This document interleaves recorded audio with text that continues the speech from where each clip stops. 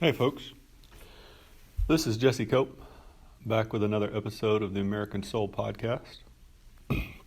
Hope y'all are doing good, doing well, wherever y'all are, whatever part of the day it is for y'all. I appreciate you joining me, giving me a little bit of your time. I try and use it wisely. And for those of y'all that continue to share the podcast, thank you so much. It's growing, and I know it's because so many of y'all are willing to share it with other people. So thank you. We're going to forgo one of our little walks simply because this is the way it fell, and I apologize because I've gotten quite a bit of feedback from y'all about how much you like the background in our walks down the dirt road, but we need to get this done, and this is where it fell. So this is where we're going to do it. So it's going to be kind of quiet and a little bit different in the background, and I apologize. We're going to talk about, it's kind of continuing what we were talking about last time with Ben Franklin, but I'm going to bring in some other quotes from some of our founders. And the point is foundation. Anytime, and I'm gonna read a couple quotes out of the Founders Bible and Patriots Bible, and also God and Country Encyclopedia, and you can find a number of these online, folks. These are not the only sources by any means. These are just the ones that I use and that I recommend strongly for any of y'all to have in your own homes, or really wherever you work, anything else. And so I probably will say a little bit, step on the toes of a couple of these quotes, but a foundation in a building determines everything else. If the foundation is weak or wrong, then so too is the building. And it can happen a couple different ways. The foundation can be built improperly to start with, or you can have some foreign substance come in. You're talking about a building, whether it's pier and beam or slab or whatever you're talking about, the foundation comes in, some foreign substance comes in and starts to weaken, destroy that foundation. And the only way to save that building is to fix the foundation. And depending on how long it's gone, that can be an extremely, as some of y'all I'm sure well know, costly venture. I have a good friend that told me, working in construction one time, the company he worked for had miscalculated or mismeasured or something the foundation and didn't realize it till the concrete was poured and set and everything else, and had to go back and make some not insignificant changes, and it was very costly. And that's kind of where we are today, folks. We're there with individually for a lot of us. We're there absolutely foundationally in our marriages for a lot of us. And without doubt, our country, states, communities, countries. A lot of our institutions, education, prime in my, as y'all well know if you've been listening to the podcast, absolutely prime among the different institutions, but they're multiple, from things like the Boy Scouts of America to our military and everything in between. So today, if you listen to culture, media, the left, in any situation, they're going to tell you that America is a secular country. At best, if they're just kind of they want to pretend at being honest, they'll tell you that, well, it was based on some kind of God, but we don't know what kind. Just some random deity. So we're going to read through some quotes of our actual founders, instead of the people talking today that, as you'll see, I think as most of y'all see by the end of each podcast, we're either grossly ignorant today or are being really malevolent with some pretty bad intentions. I'm going to go back and read one that we read last episode just because it was so good. And this is that excerpt from Benjamin Franklin, the speech he gave before the Constitutional Convention that really saved the convention. We have been assured, sir, in the sacred writings that except the Lord build the house, they labor in vain that build it. He was quoting the Bible. Absolutely true. If we don't have the teachings of Jesus Christ at the heart of our public institutions and country, there's no point. Again, as Franklin said, we'll succeed just like the builders of Babel, which they didn't succeed. If you're unfamiliar with that story, men had decided to build a tower to heaven, and God came in and confused their language, and then they never finished it. And it just fell into disrepair. And that's, without doubt, what will happen. Another thing that really just shows how dishonest the argument or ignorant the argument is about this being a secular country or I guess a deist country. I'm not really sure that's how you would say it, folks, but that's what I'm going to use today at least. And this is out of America's God and Country. Following the historical address, James Madison, that's following Franklin's address, James Madison made a motion which was seconded by Rogers Sherman of Connecticut, that Dr. Franklin's appeal for prayer be enacted. Edmund Jennings Randolph of Virginia followed with a further motion, that a sermon be preached at the request of the convention on the 4th of July, the anniversary of independence, and thenceforward prayers used in ye convention every morning. A little side note here, ever since this, prayers have opened both houses of Congress. This wasn't to Allah. This wasn't to gods from Hinduism or Buddhism or Mother Nature or anywhere else. This was a direct plea to God the Father of Jesus Christ. The statements, the words are very clear. And this was at one of our darkest moments during a crisis, the constitutional crisis. It seems beyond absurd to listen to this and then jump to the conclusion that our founders created this country on anything other than faith in God and Jesus Christ. It's a great point. I try and bring this up often, is you don't have to be Christian in order to be American. Our founders firmly believed in freedom of conscience, religion. Believe in God, don't believe in God, believe in whatever God you want to believe in.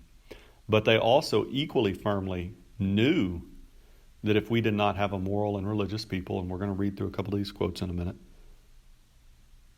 that followed the teachings of Christ, it was all over with. This was whistling in the wind, so to speak. So, this is a quote from George Washington. Of all the dispositions and habits which lead to political prosperity, religion and morality are indispensable supports. Founder of the country, again, father of the country. What do you have to have? Religion and morality. Falls right in line with John Adams' comment that our Constitution, our form of government, a republic, a constitutional republic, not a democracy, was only fit for a moral and religious people, because you have to be able to control yourself in order to enjoy liberty and freedom in a republic. And I meant to start this back at the beginning a little more directly, but I'll throw it in here and maybe kind of sprinkle it throughout. Our marriages today that are falling apart at seemingly an exponential rate, a lot of people don't even get married anymore. Why? Well, because there's no foundation. we want to do what we want to do in every conceivable manner, whether that's pretend that we're a woman when we're a man, or pretend we're a man when we're a woman, or have a man sleep with another man or a woman sleep with another woman. We've completely rejected God's commands on marriage and sex. That's the truth. That's the foundation. And so you reject that, and what happens? It falls apart. And really, there it's clear too, folks. Y'all see it. I know many of y'all can probably see this in your own life. I certainly can. When we allow, kind of like I talked about at the beginning, the foreign substance, when we allow other things to creep in and take over that energy and time and even money to a certain extent, but particularly energy and time that we ought to be given to our spouse, and we start to give it to other things, we put all this focus on our kids, and we let our own health suffer. We let our marriage suffer, our relationship with our spouse. We go traveling all over the country, which today is no small feat based on the price of gas. We put all this energy and effort out there on other things, and then we look up one day, if our brain ever kicks in, and our marriage is just a debacle. And we want to look around and find somebody to commiserate with and be like, I just don't understand what happened. Which is either lying to ourselves or lying to other people. It's blatantly obvious what happened. And it's the same with our country. We have completely rejected God's commands and our foundation on His. And now we want to come up with every other possible solution. Well, we need more money. It's like in education, right? We need to pay teachers more. We need better buildings. We need better textbooks.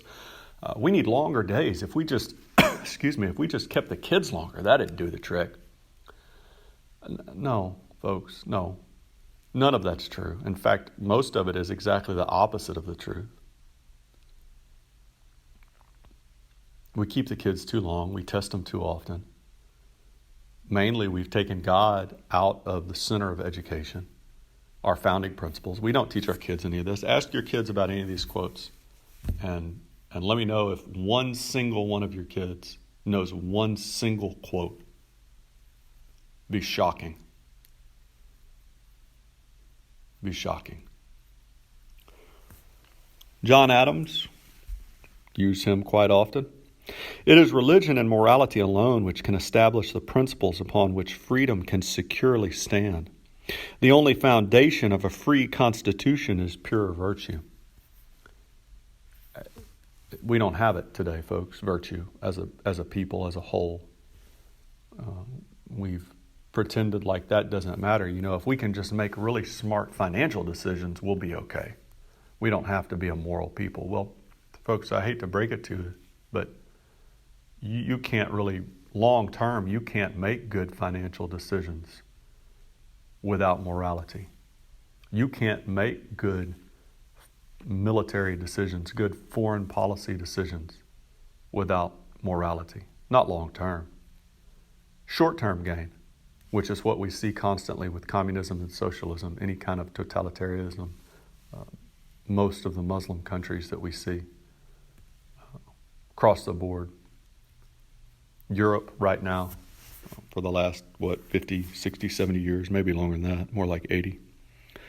James Otis, leader of the Sons of Liberty, was a mentor for John Hancock and Samuel Adams. Has government any solid foundation? Any chief cornerstone? I think it has. An everlasting foundation in the unchangeable will of God. The sum of my argument is that civil government is of God.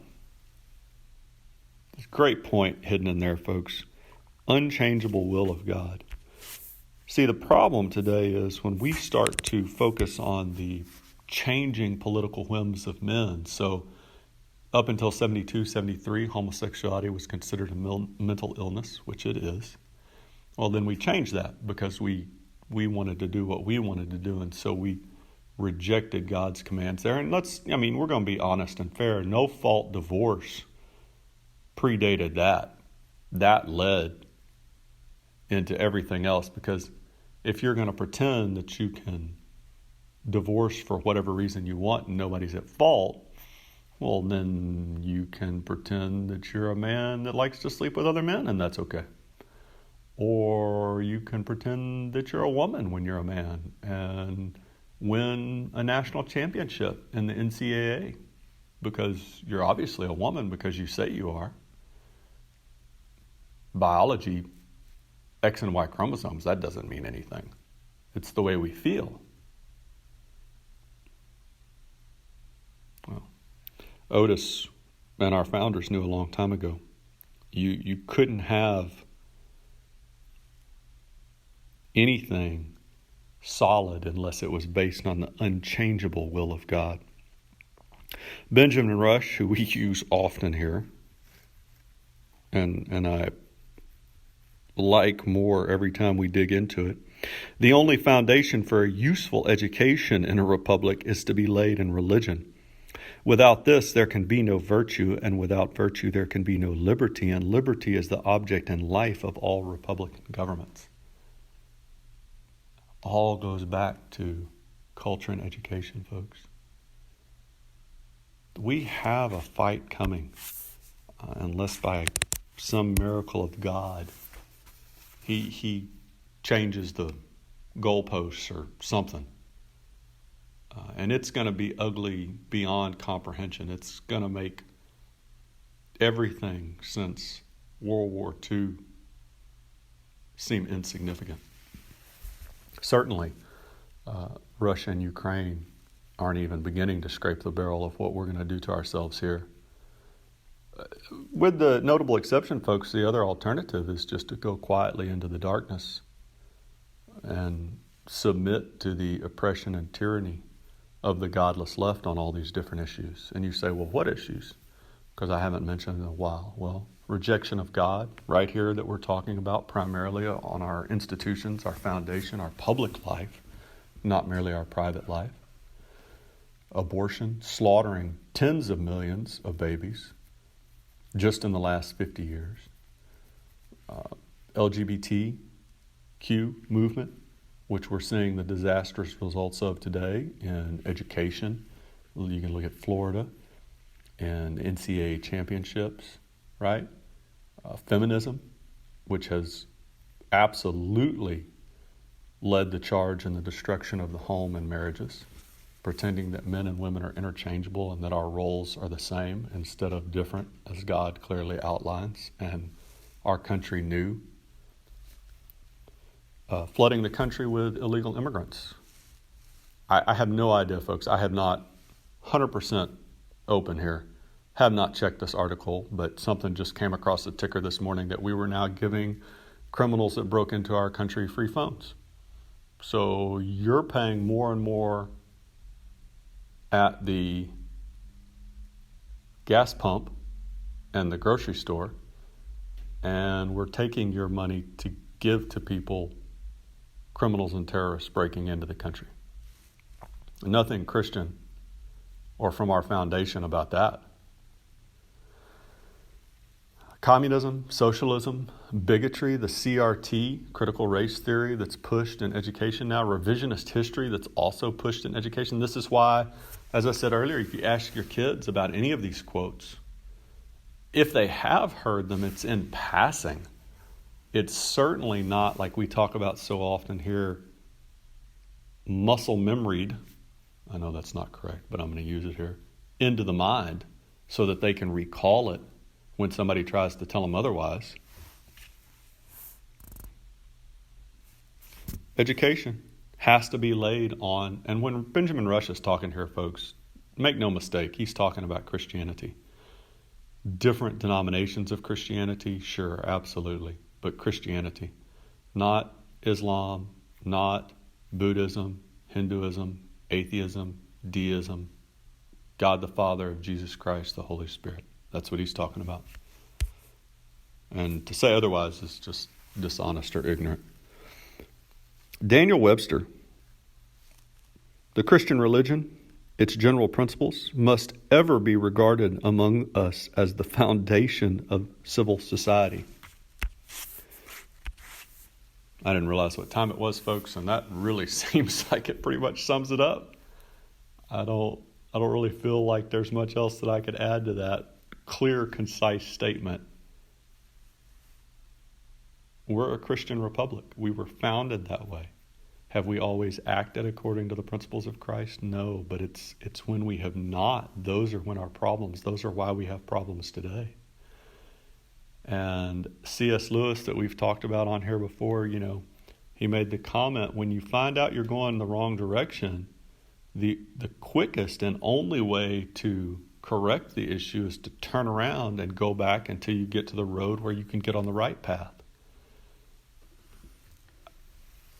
It's pretty painful to turn around, folks, a lot of times. It was painful in the Civil War. It was painful in the Revolution. It was painful in World War I and II. There's no real logical reason to assume that it's not going to be painful now, unless we just keep going down the road. And then that's going to be even worse, folks. If you don't realize that, going toward USSR, Stalinist Russia, Maoist China, Nazi Germany, that's going to be far more painful. At any rate, I'm sorry we didn't get to go for one of our walks today. I really look forward to those, although I look forward to this just as much, just getting to talk to y'all. So thank you for giving me a little bit of your time. Thank you for your listening ear and patience. God bless y'all. God bless your families. I hope that y'all are all doing well. God bless America. Wherever you get the chance, spread the truth. We'll talk to y'all again real soon. Looking forward to it.